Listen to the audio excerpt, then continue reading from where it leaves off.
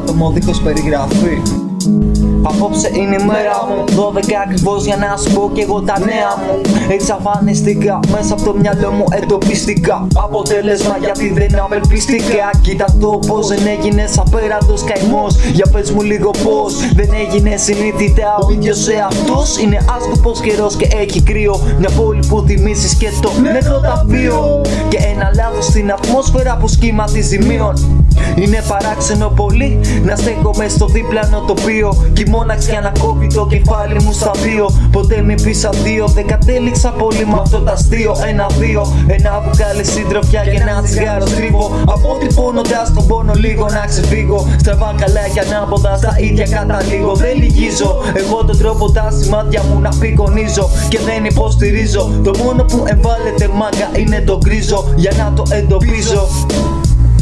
Το μόνο που εμβάλλεται μάγκα είναι το γκρίζο, για να το εντοπίζω.